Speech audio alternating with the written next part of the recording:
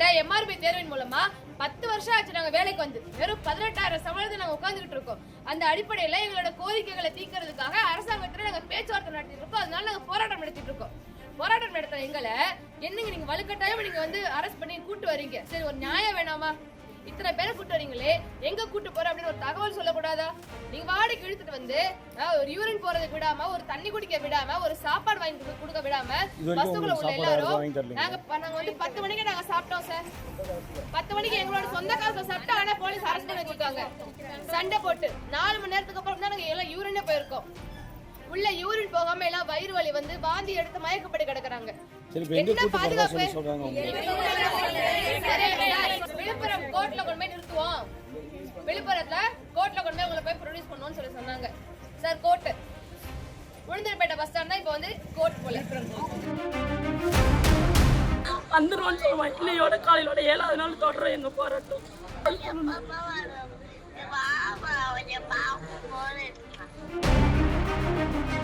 இங்கதான் உங்களை இறக்கி விடுறா, நீங்க போலாம் அப்படின்னு சொல்லி சொல்றாங்க. நீங்க எங்க போக சொல்றீங்க? எங்களை எங்க போகணும்? போராடக்கூடாதா? போராடக்கூடாதா? அப்ப வந்து இந்த ஆட்சியில வந்து போராடக்கூடிய ஒவ்வொரு நபர்களின் குரல் வலைய வந்து இந்த அரசாங்கம் வந்து நசுக்கிட்டு இருக்கு.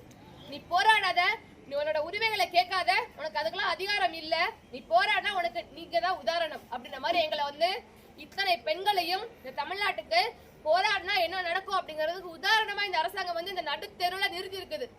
இதுக்காக தான் நாங்க ஆட்சின்னு சொல்லி ஓட்டு பண்ணோம். இது என்ன நிலைமைன்னு எங்களுக்கு தெரியல. என்ன நடந்துட்டு இருக்குன்னு எங்களுக்கு ஒன்றும் புரியல. நாங்க வந்து எவ்வளவு நேரம் இங்கே வெயிட் பண்ணணும்?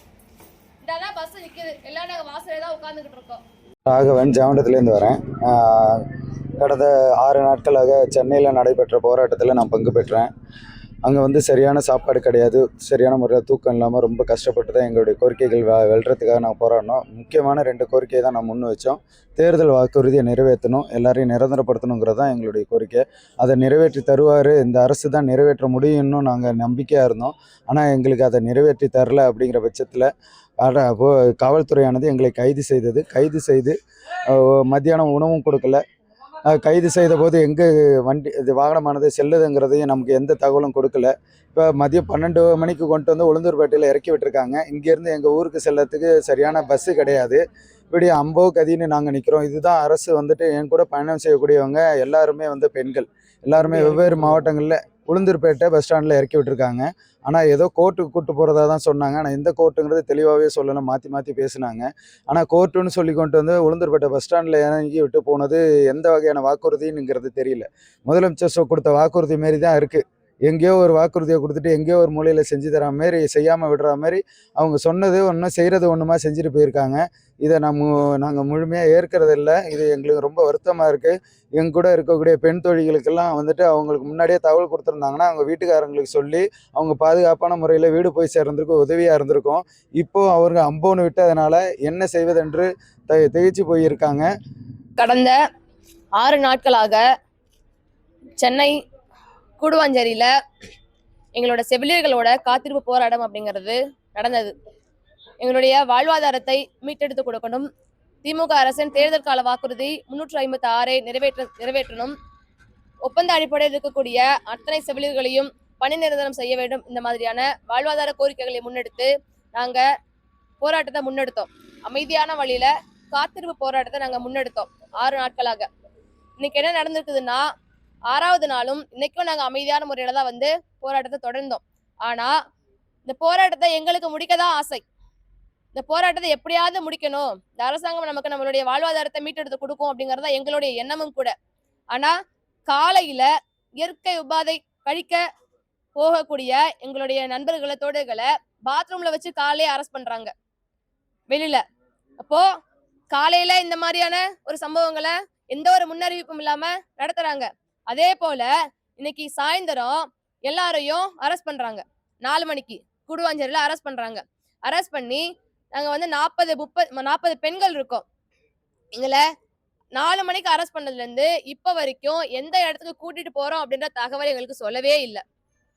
நாங்க எங்க வந்துகிட்டு இருக்கோம், எந்த இடத்துல இருக்கோம், எந்த ஒரு தகவல், எங்க கூட்டி போறாங்க, எங்கேயுமே சொல்லவே இல்லை.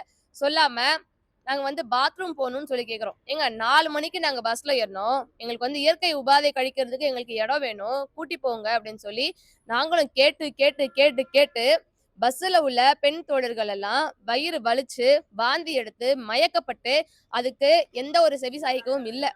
அதுக்கப்புறம் ஒரு காட்டுக்குள்ள கொண்டு போய் ஒரு பாத்ரூம் சொல்லி ஒரு காட்டுக்குள்ள கொண்டு போய் ஒரு கட்டடத்தை காமிச்சு, "தண்ணி இல்ல நீங்க போவீங்களா?" அப்படின்னு சொல்லிட்டு எங்கள பார்த்து கேக்குறாங்க. இது என்ன கேள்வி? தண்ணி இல்ல நீங்க போவீங்கன்னா என்ன கேள்வி? அது எத்தன மணிக்கு?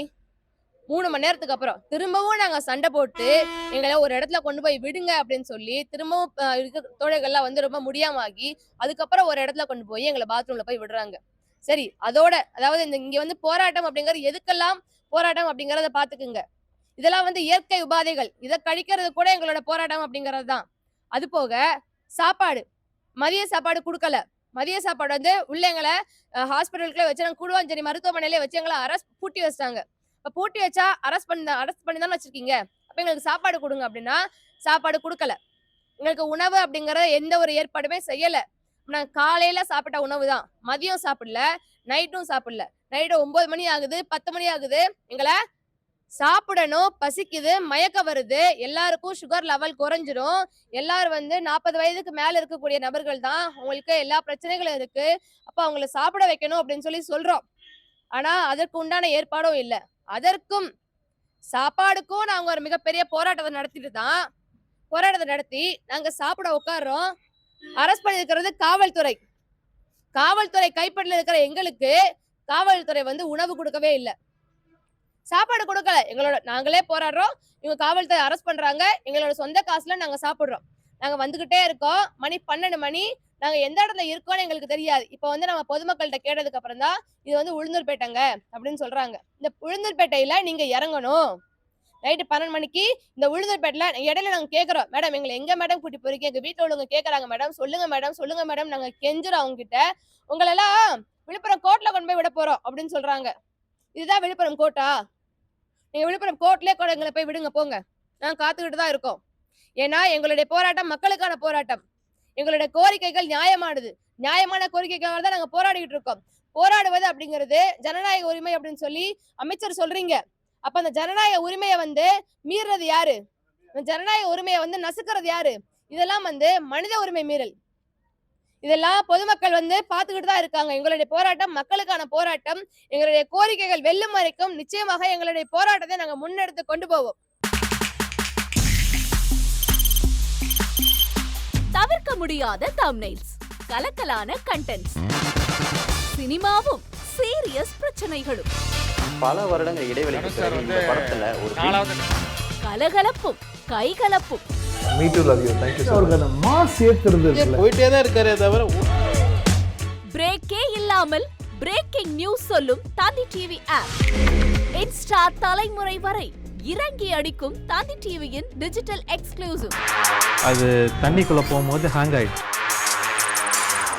உங்களுக்கு விஜய் சார் எந்த அளவுக்கு ரொம்ப பிடிக்கும்? Of course, Malayalis are huge Vijay sir fans. ரெண்டு பேருமே ரொம்ப பிடிக்கும் எனக்கு. தந்தி டிவி ஆப்பை இலவசமா டவுன்லோட் செய்யுங்க. ஃபாலோ பண்ணுங்க, சப்ஸ்கிரைப் பண்ணுங்க, என்ஜாய் பண்ணுங்க.